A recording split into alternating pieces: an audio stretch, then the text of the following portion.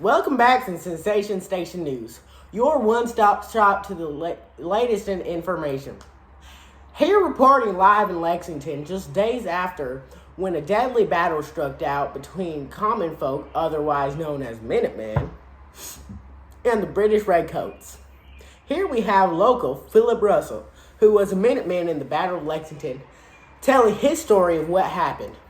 Philip, what happened at the Battle of Lexington? I'll go get Philip. You go get him. I'll go get Philip.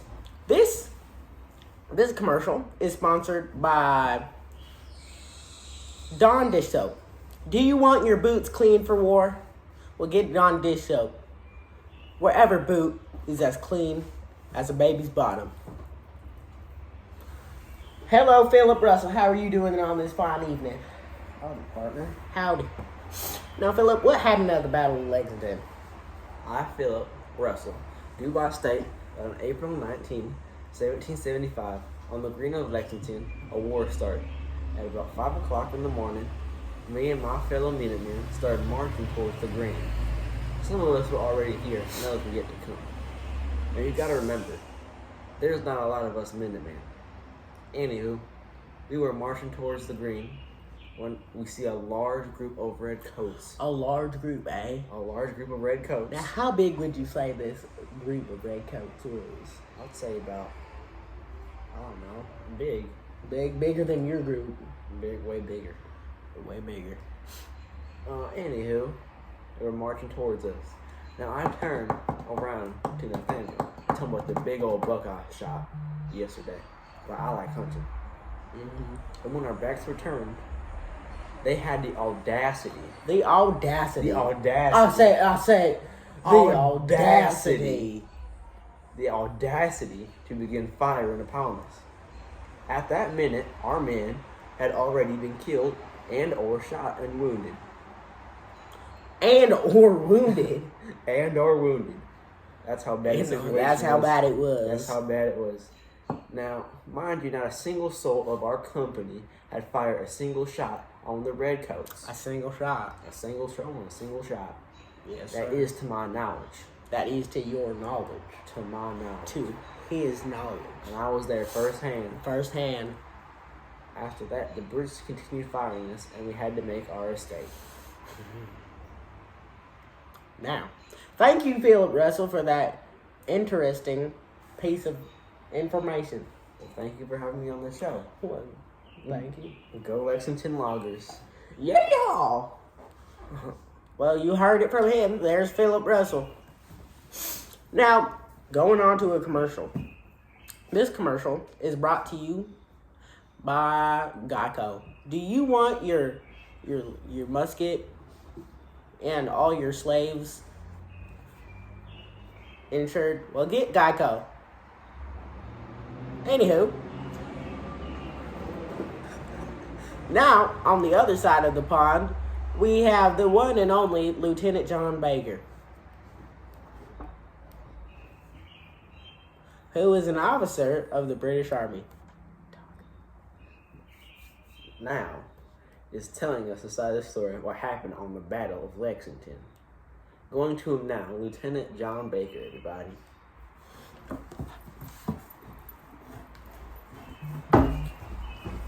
Now for this ad.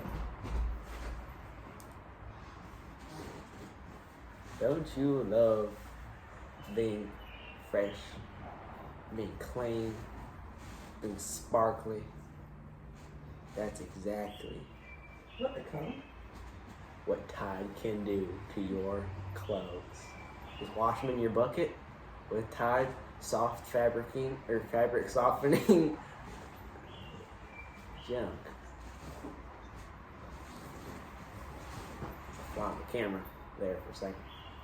Had to stare at it. And Spotify. It's this new idea I've heard of, where you can listen to music nearby. Anywho, let me welcome you, Lieutenant John Baker, everybody.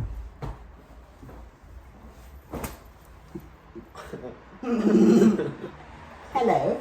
Hello.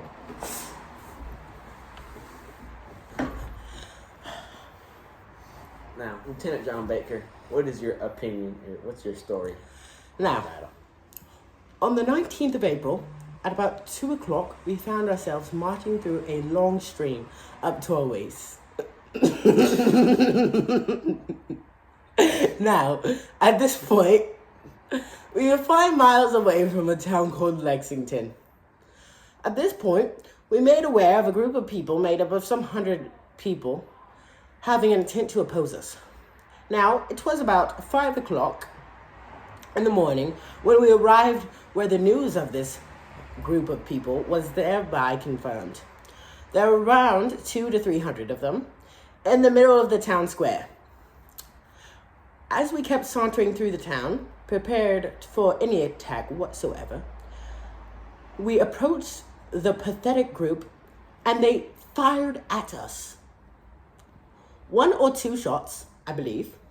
When our men heard this, they started firing chaotically at the other opponent. Without orders? Without orders, mind you. That's atrocious. We then took our formation of attack. This took a while because of the shooting.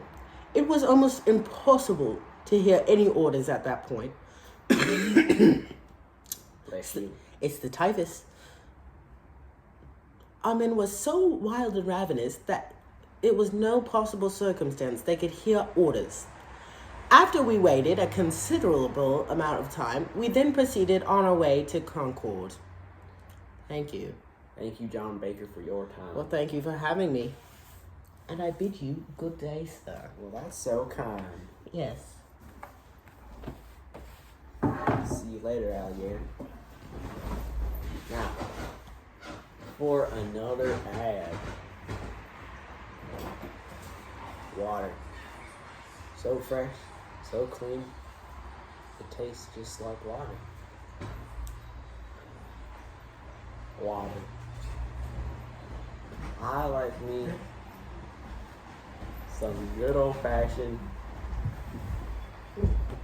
Fiji water. It's amazing. Anyway, let's get our co-host back in here. Thank you. Now, after both of these very interesting interviews, we can now consider and justify it is very hard, or dare I say, impossible to determine who fired the first shot. Who did fire it? Therefore, it is Indubitably. inevitable that the war was started. That the war was going to start. I apologize for my Now, stuff. yeah, I know, Timmy. I mean, my Stage dog Salon. I know you have stage fright. It's okay. Now, we do not know who fired the first shot, but what we do know is that it was the shot heard around the world. In conclusion, I do believe that America shall and will win this war, and we will gain our freedom against the Brits. We will do it, whatever it takes, if it takes the whole war and then some. Thank you.